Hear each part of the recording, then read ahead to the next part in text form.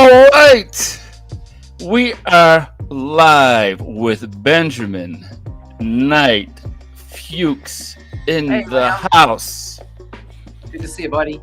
How's it going? It's going good. I want to get my camera so I'm more like you. How's that? All right, there There we we go. go. All right. Yeah, it's going good. Happy Sunday. 100 Happy degrees, 100 Sunday. degrees here in Colorado. Been hot all day. I'm glad Yeah, I'm in my it's been a scorcher here in the Chi-Town area. It's like 100 degrees almost, yeah. man. Probably feels like a lot worse than that with all that humidity by the lake. Are you right Yeah. downtown? Are you right downtown? Just west of Chicago in the Okay. suburb. Just You're in the suburbs. You sound like a just Chicagoan, though. That's right. In All the right. blood. No play. All right, so I want to talk about retinol today. I've been in the skin. I do nutrition. I love nutrition, but I've been in the skincare business for 40 years or so. I've been formulating skincare products, and there's so much confusion about ingredients and products, what to use, how to best address my skincare problems, acne, aging, dark spots, etc. I think it's really important that we recognize the importance of uh, this really powerful yet very misunderstood ingredient called retinol. Retinol is basically vitamin A.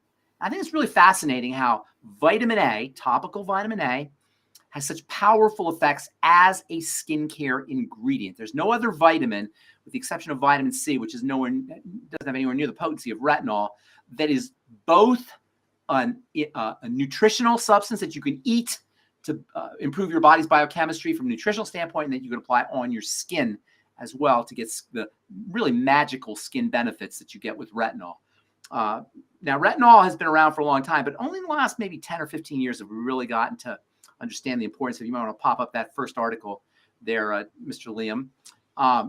Retinol was the first vitamin to be synthesized in the laboratory, and it's really the first vitamin that that skincare professionals, dermatologists, and estheticians started to use to leverage its vitamin and nutritional properties. By that, I mean its healing properties on the skin. Vitamin A stimulates things. It's a building molecule. I call vitamin A vitamin anabolic. Anabolism refers to building, and I think of vitamin A as a building molecule. You pop the next slide up there, Mr. Liam. This is an article about the improvement of naturally aged skin that is just aging, wrinkles, fine lines, thinning, with vitamin A in its retinol form. And this is just one study that I found, but there are zillions of these things. If you just Google retinol and anti-aging, this was a study that was done on elderly subjects, average age of 87 years old, concluding topical retinol improved fine lines, fine wrinkles associated with natural aging, and also topical use of retinol was associated with a significant induction, that is stimulation, of a spongy type molecule called a glycosaminoglycan, or GAGs. In other words, retinol not only helps improve wrinkles, but it also improves the production of these GAGs, which are water trappers. And this is very important because retinol has a reputation for drying the skin out, which it can do in the short run. But in the long run, by virtue of its ability to stimulate the production of these GAGs, which are sponge-like materials that trap water, in the long run, retinol not only can help you with fine lines and wrinkles, but it can also help you improve skin hydration, the skin's ability to trap water. And as we'll talk about maybe on another episode, that's really the best way to moisturize the skin. Superficial moisturizers that are waxy and oily that you rub on the surface of the skin, those don't really moisturize the skin. They create a slick sensation on the surface of the skin, but that's not moisturization. Retinol, by virtue of its ability to turn on the production of these GAGs, these glycosaminoglycans, can actually improve the skin's ability to hydrate itself. So in a way, retinol, while it may have a reputation for drying the skin, which you can do in the short run, is actually a true ingredient that moisturizes the skin. Retinol is also is compared a lot to retinoic acid. You might pop the next slide up there. Retinoic acid is active vitamin A. Retinol is pro-vitamin A, or pre-vitamin A. So retinol has to get turned into retinoic acid. And retinoic acid, as many people know, is the active ingredient in Retin A. And that's kind of been a go-to standard ingredient for dermatologists to use, or any doctors to use, really, for aging skin. get a prescription for retinoic acid. And the reason it's a prescription is, for one thing, Johnson & Johnson, the company that patented the molecule, first came up with Retin-A. When they went and got their FDA approval, they went and got it approved as a drug. But also, retinoic acid is pretty darn stimulating, and actually it can be kind of irritating. Turns out that retinol will give you many of the benefits of retinoic acid. In fact, it'll give you all the benefits of retinoic acid, albeit not as intensely, but without the irritation. And this is really important because a lot of people, number one, will say they can't use retinoic acid, or they don't want to deal with going to the doctor to get their retinoic acid. Retinol represents a wonderful over-the-counter alternative. It does have a certain degree of aggressiveness, but nothing like retinoic acid that you get from a dermatologist. And of course, you don't need to have a prescription for retinol. So retinol is not only good for anti-aging, and I'll say retinol, but I really mean vitamin A. Vitamin A is not only good for anti-aging, whether it's the retinoic acid form or the retinol form. It's also a really good ingredient for acne. It's kind of interesting that you have an anti-aging ingredient. You might want to put the next slide up there. You have an anti-aging ingredient that also helps with acne. So in addition to retinol and retinoic acid's ability to stimulate things, vitamin A is vitamin anabolic, it turns out that retinol also can slow down rapid cell division, which occurs in acne. It's the rapid cell division inside a follicle that leads to what's called a comedone or a pimple. And by virtue of its ability to slow down, or we say normalize, rapid cell division, hyper proliferation of cells, retinol and retinoic acid can also improve acne-prone skin. Bonus, retinol and retinoic acid also have an ability to slow down the secretion of sebum, which is a secondary mechanism for the formation of a comedone or a pimple. So you got two really important mechanisms for retinol and retinoic acid improving acne-prone skin. Number one, slowing down the rapid cell division and deposition of proteins inside the follicle that clogs pores, and also slowing down the secretion of sebum or skin oils, which exacerbates the clogged pores. And there's another benefit too that retinol and retinoic acid can have for acne-prone skin, and that is by exfoliating the surface of the skin, you will actually improve the appearance of blemish-prone skin and allow oxygen and light to get inside the follicle to kill acne bacteria. So you got three really important mechanisms of action for retinol and retinoic acid's effects on acne and ability to improve acne-prone skin, and that's on top of its ability to anti-age the skin, to improve moisturization of the skin. You can see why I'm so big on this incredibly important molecule, which at the end of the day is a vitamin and just a nutritional substance that has all these wonderful benefits when applied topically.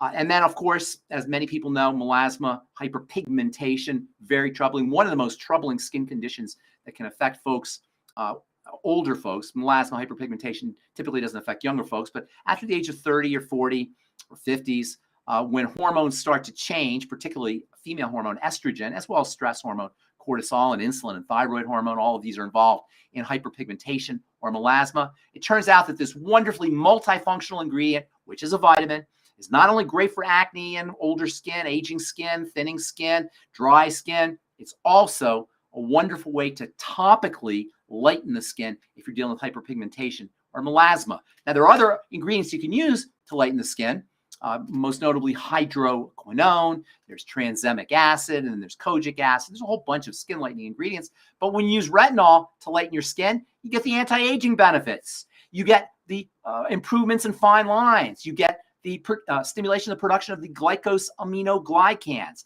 and you get a reconditioning of the skin, smoother skin texture, on top of the anti-pigmentation effects, the exfoliating of old pigment and the inhibition of the production of new pigment, all from one wonderful ingredient. Although there are some downsides, retinol and retinoic acid can be a little bit stimulating, and oftentimes there are patients who'll say, oh, I can't use retinol, I can't use retinoic acid.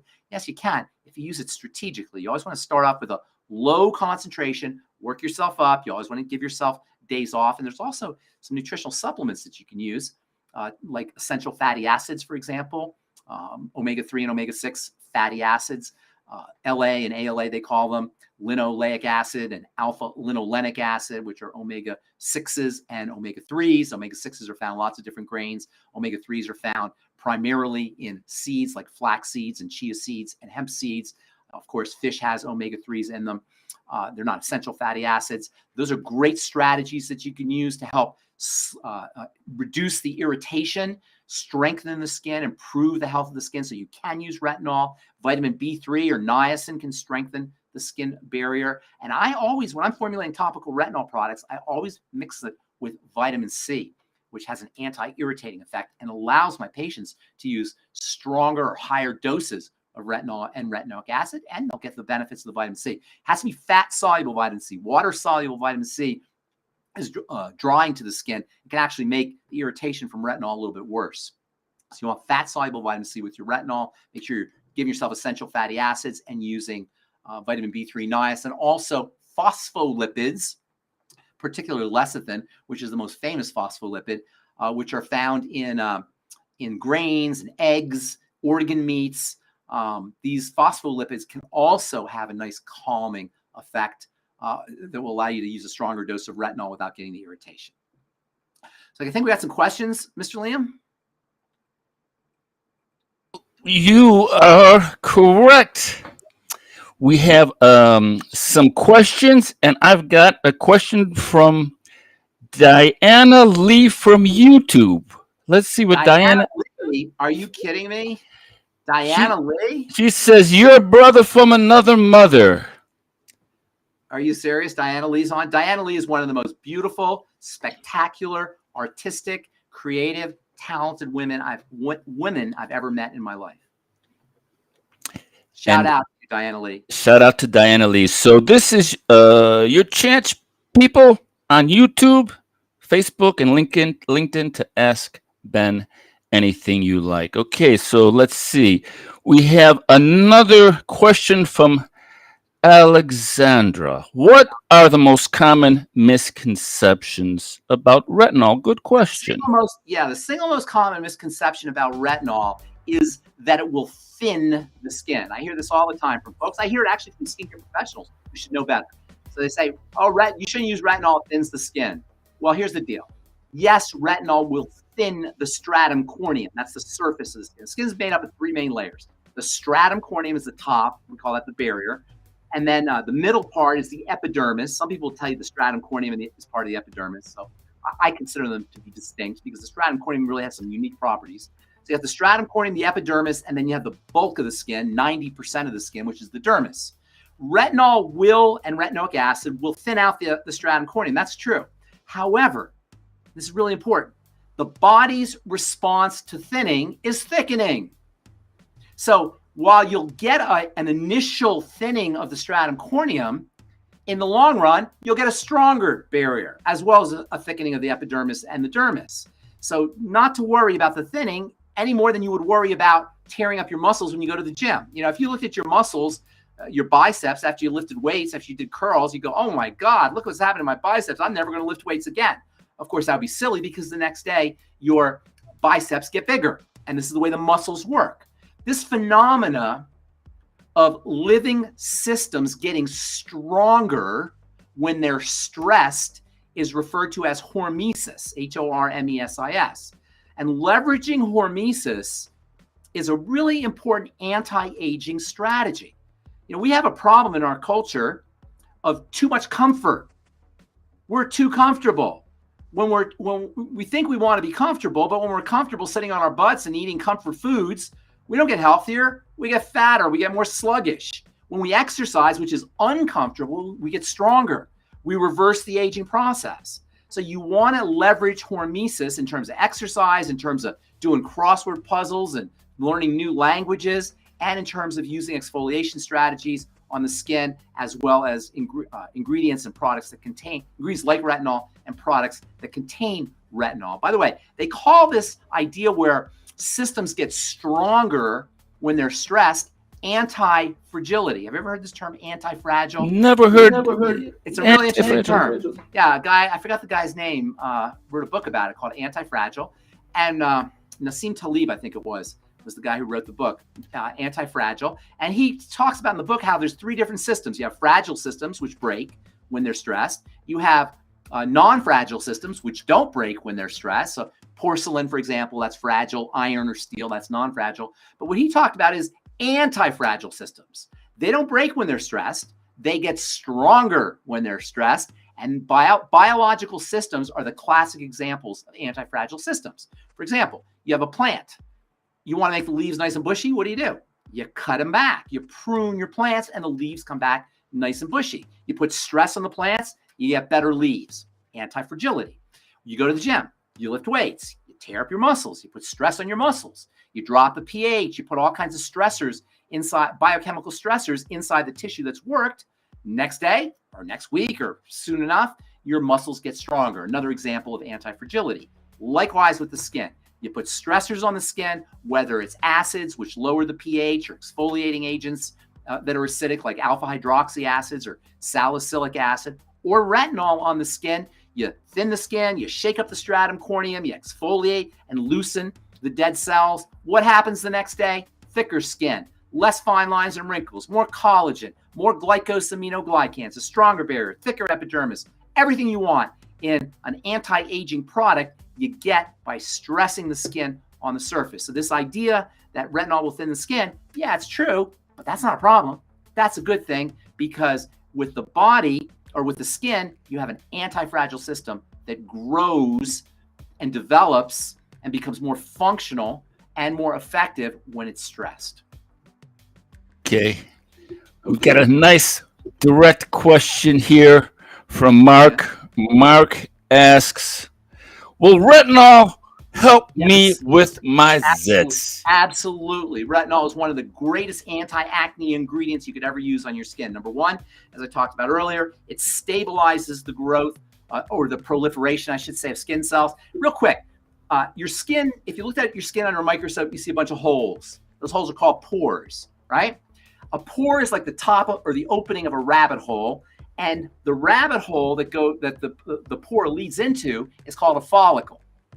And so you got an opening on the top, that's a pore, and then you got a follicle, it's like a rabbit hole. And then inside the rabbit hole, you have a little oil gland. That's your sebaceous gland. Sometimes you'll have a hair in some follicles. If they're a hair follicle, they have a hair there too. But not all follicles have hairs. That follicle is lined with cells. And when those cells are dividing rapidly, under various conditions, such as when you're deficient in vitamin A. In fact, deficiencies in vitamin A are one of the major causes of this hyperproliferation of skin cells. You can get plugs inside that follicle. If you have an oil gland that's active, now you got oil in a plug, and that's pretty much where you got to have a zit. If you have bacteria in there, it can get pussy and infectious, and this is what leads to zits and what we call more technically acne comedones. Retinol slows down the proliferation of those cells in the rabbit hole, in the follicle. It also helps unroof comedones, so sunlight and oxygen can get into that follicle. And acne bacteria hate sunlight and they hate oxygen. So by unroofing or removing that surface plug on the rabbit hole, and by slowing down the proliferation of skin cells, yes, you can have a dramatically beneficial. Retinol can have a dramatically beneficial effect for acne, on top of the fact that it helps slow down the production of skin oil. So it also has a anti-sebum or anti-oil benefit, which can also improve the appearance of acne-prone skin. So absolutely, retinol is one of the all-time great anti-acne ingredients. You don't have to use it all over your face. You can just dab it on individual blemishes and individual zits. By the way, one of the really cool benefits of retinol, because of its ability to speed things up to help improve the movement of cells from the bottom to the top, you can use retinol on bug bites. It will it will speed the healing of mosquito bites and spider bites. It will also, if you have a splinter stuck inside your skin, you put retinol on top of that splinter or on top of the skin, and it will help the body, it will help the splinter leave the body.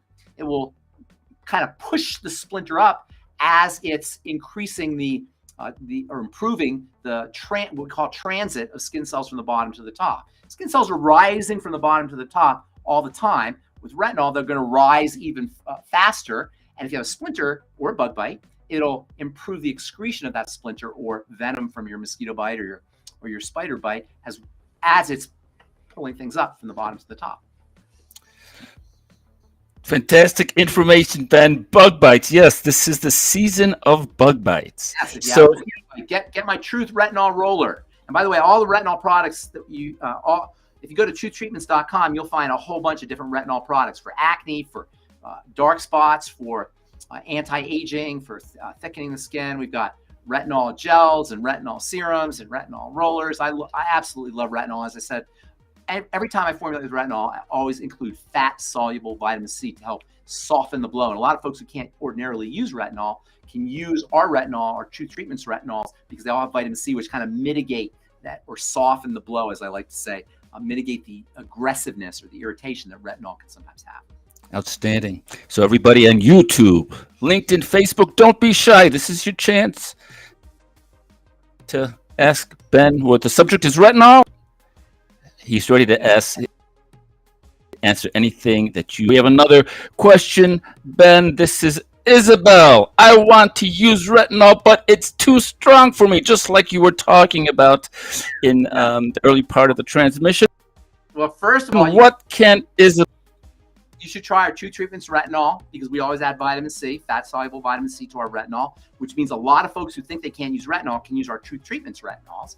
You should also start with a very low concentration. Instead of when I formulate retinol, I'm formulating really high concentrations, like 5% retinol, 1% retinol, but I also have very low dose retinol, like 0.3% retinol. And I always recommend people, if they can't use retinol or they're starting off a retinol program, start with a lower dose and start with a lower frequency of use. Don't use it every day. Don't even use it every other day when you start. Maybe once a week. For some folks, maybe even once every 2 weeks. And then your skin will get used to retinol. And this is very important for folks who think they can't use retinol. If you start off slowly and build yourself up gradually, go from maybe once every 2 weeks to once a week to every 2 or 3 days. Taking days off, by the way, is really important with retinol, because your skin is actually responding to the retinol on the days off. The retinol activates chemistry, but the response occurs when you're not using retinol. So the days off are really important. Make sure you're maximizing your days off.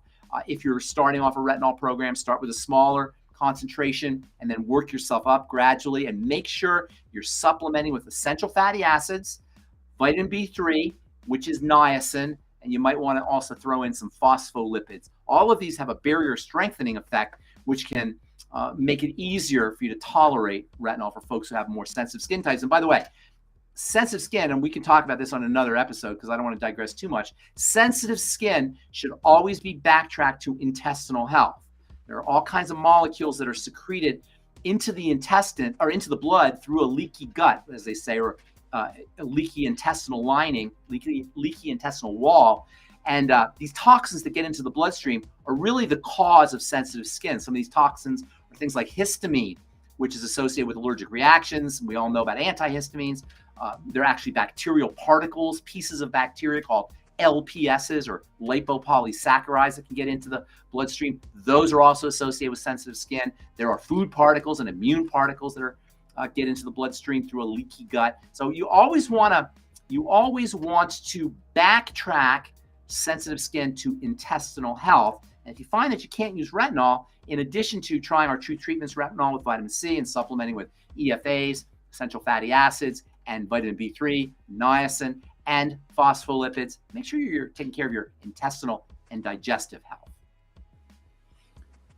Yes, we're talking about the triangle of disease: digestive health, yes, hormonal awareness, and blood sugar sensitivity. It all works together. Oh, Liam, blood sugar, you're learning. Hormonal health is cortisol, specifically adrenal health. Adrenal health. Adrenal is it the health. HPA axis?